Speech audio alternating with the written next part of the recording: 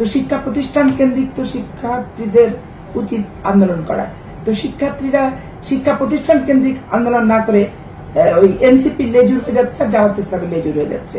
আর জামাত ইসলাম এই যে বিভিন্ন ভাবে ছড়ায় ছিটায় রাখছে এই 15 বছর, আমাদের ভিতরে অনেক দেখবেন ছড়ায় ছিটায় আছে, অনেক ছড়ায় ছিটা থাকে। যে ডক্টর ফাইজুল, এটা কি হইলো? প্রমাণ তো হইলো, সে বহিষ্কার চায়, আমাকে দল থেকে যদি বের করে, কি বিশাল একটা নেতা ইউটিউবে আবার বহিষ্কার চেয়ে পড়লো।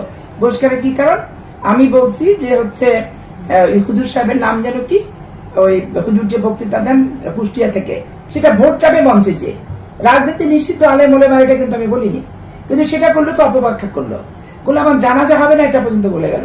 তো ওনাদের যে ওয়াজে তো যেভাবে মহিলা মানুষদের অশোভন ভাষায় উপস্থাপন করে, এটা কি বাংলাদেশি কালচার মাফিক মানুষ কি ভালোভাবে নেয়? তুচ্ছতাচ্ছিল্য করে, ভালোভাবে নেয় তো ঠিক না।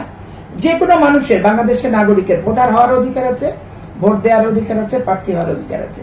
কিন্তু মসজিদ মাদ্রাসা গোরস্থান কোরআন এগুলা মুসলমানদের জায়গা, মুসলমানদের নিজস্ব দর্শন, এগুলোর ভিতরে রাজনীতি ঢুকাই দিয়ে একবারে বিভিন্ন মতবাদে হয়ে এই যে মাদানী হুজুর জখম হলো, এটা কি ইসলামিক চিন্তাবিদের মতবাদের পার্থক্যের কারণে? নরসিংদীতে একটা হুজুর অ্যাটাক হলো, এটা কি? তারপর একই জিনিস। তারপর আপনার এই যে তাবলিগ চলে, দুই পক্ষ মাস্তানি করে, গুন্ডামি করে, লাশ পড়ে যায়, এটা কি মতবাদের পার্থক্যের কারণে? এটা আমরা চাই না, আমি ব্যক্তিগতভাবে চাই না। আমি ইসলামটা ইসলামের জায়গায় থাকবে, আমরা মুসলমান, এটাকে পবিত্রভাবে দায়িত্ব পালন করার চেষ্টা করব।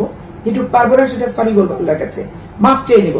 কিন্তু মসজিদ মাদ্রাসা গোরস্থান জালসা এগুলোকে একবারে দলীয়করণ করে জামাত ইসলামের প্রচার মাধ্যম বানায় ফেলে জামাতের পক্ষে ভোট চেয়ে, আসলে তো জালসার যে তাৎপর্য, সেই তাৎপর্যটা কিন্তু ধরে রাখতে পারছে না।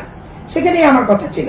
আমি মনে হয় দল কারে করবে না, ভোটে দাঁড়াবে, নির্বাচিত প্রতিনিধি হবে, তাদের সততা, তাদের দর্শন দিয়ে তারা পার্লামেন্ট সহ রাষ্ট্র পরিচালনার ক্ষেত্রে ভূমিকা রাখবে, এই নিয়ে আমি কেন, পৃথিবীর কারোরই কোনো আপত্তি থাকবে না।